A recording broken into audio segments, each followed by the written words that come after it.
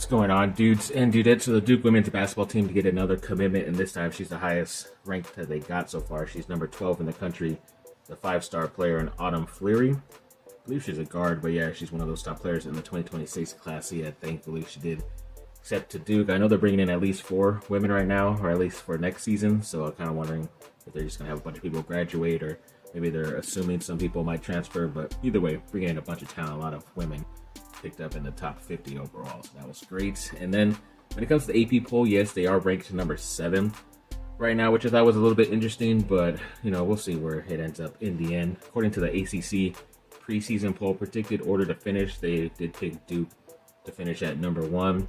Preseason all ACC teams, Toby Fournier and Ashlyn Jackson made the first teams, if I'm not mistaken, and in the preseason all freshman ACC teams, Emily Skinner, their top freshman, coming in, made it. And then they had some nice Kobe releases that came out for the women's side, and yeah, they look gorgeous. So hopefully they do make up in the men's, because yeah, especially when it's the black soles. I know a lot of shoes look cool, but when you have the white soles, and that's, you just know you gotta clean way more often than not. But they have the black soles on the bottom, so yeah, that makes them a lot more appealing to me. Then when it comes to Andy Smith of the women's golf, it looks like she is number 7 in the LPGA Collegiate Advancement Path ranking, so big time congrats to her. And even the women's soccer team defeated Virginia Tech on the road 3-2.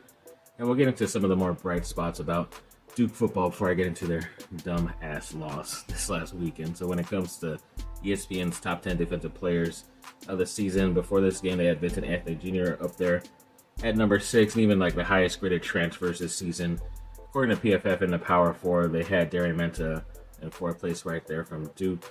And then when it came to like the Joe Moore Award mid-season honor roll, they had the Duke offensive linemen, all of the offensive linemen on there, which was great. And then the mid-season All-American for multiple places was Brian Parker II with the AP, the Athletic, and PFSN as well. But yes, to get into that game against the top Georgia Tech team, they were tied at the end of 3 quarters. But then of course Duke decides to implode and end up losing 27-18. In the end, I guess the only bright spot is the Week 8 Team of the Week, according to PFF. Wide receiver Cooper Barkate made that list, but then also we did see, leading up to the game and right after that, Duke 4-star interior offensive lineman Sean Stover commit.